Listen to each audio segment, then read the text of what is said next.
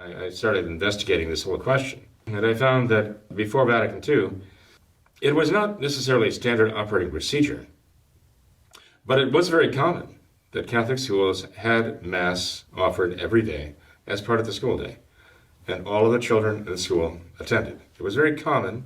I won't say it was universal, but it was far from being unknown. There were enough schools that were doing it back in the 50s, maybe in the 40s, but earlier on, it was understood that children would attend Mass every day, a priest in a parish.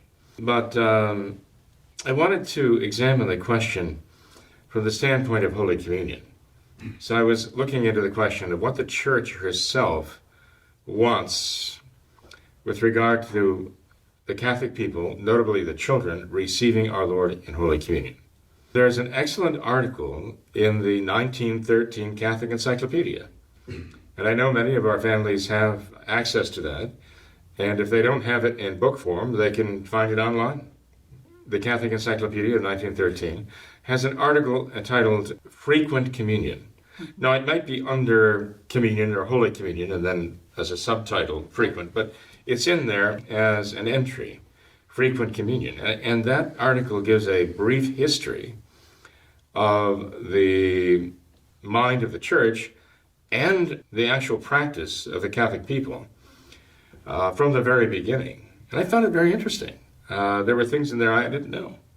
Also, there is a document, a decree that was put out under Pope St. Pius X, dated 1910, that's right. And it's entitled Singulare Quadam. It was put out by the Congregation of Sacred Rites, sometimes called the Sacred Congregation of Rites. Pope Pius X personally reviewed the document and then ordered it to be published. So it comes out with the highest authority. And in that document, St. Pius X was trying to urge the Catholic people to receive Holy Communion every day. He said this is extremely necessary, and he was really zeroing in, especially on the young people, the children who are growing up in the world today. And notice, I mean, this was 1910. This was about 110 years ago, almost.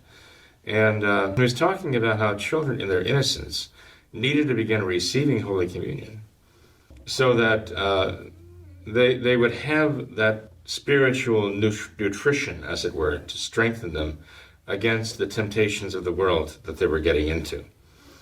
He said the Jansenists themselves, the heretics, had proposed the idea of Holy Communion as a reward for being in the state of grace. But he said that wasn't the Catholic view. He said the Catholic view is that the Holy Communion is the means for God giving us the strength, the nourishment of God's grace to enable us to remain in the state of grace, to resist temptation. He said that means that the Catholic people needed to have access to Holy Communion, especially young people. There was even a reference in the Catholic Encyclopedia article to the practice in the Eastern Rite, and even up to the Middle Ages in the Western Rite, to administer Holy Communion to infants when they were baptized. Mm-hmm. Now, we all know that that was done.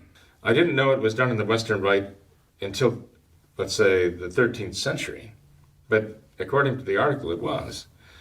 And in the Middle Ages, then, it became a rarity to receive Holy Communion. There was a kind of sense of trying to prevent our Lord and the Blessed Sacrament from being profaned in any way.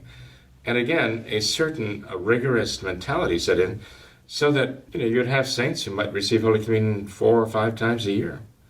Religious congregations of sisters might be limited, even according to their constitutions or statutes, to receiving Holy Communion maybe 8 or 9, 10 times a year.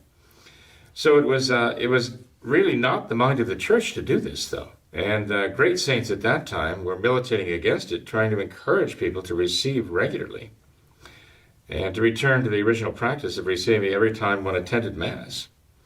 During times of persecution in the early days, in times of the Roman Empire, Catholics could even take the Blessed Sacrament home with them and store it in a worthy place, like a little private chapel of theirs, and receive daily. But this was during time of persecution. There are people now who might be shocked at that, but that's what Padre Pro did. That's what Miguel Pro in Mexico during the persecution under Calles back in the 1920s and 1930s, the time of the Cristeros. So he was actually following a very ancient practice for the Catholic people in times of persecution. Anyway, the saints, such as St. Alphonsus Liguori and others, prevailed finally in bringing the Catholic people back to receiving Holy Communion very often. And St. Pius X, even at a Eucharistic Congress, composed a prayer and issued a prayer which was indulgenced. I mean, there was an indulgence granted for praying the prayer. There was a prayer for the restoration of daily communion in the lives of the Catholic people. Yeah. And he actually also instituted a plenary indulgence for those who would receive Holy Communion worthily at least 5 times during the week. A plenary indulgence for that. That's how much he was anxious to have the Catholic people, especially the young, in their schools receive Holy Communion regularly, daily. St. Pius X considered that to be the daily practice as the ideal practice for the Catholic child. That's what he was saying 110 years ago. This is what the young people need. This is what the children need now. How much more so in our own day?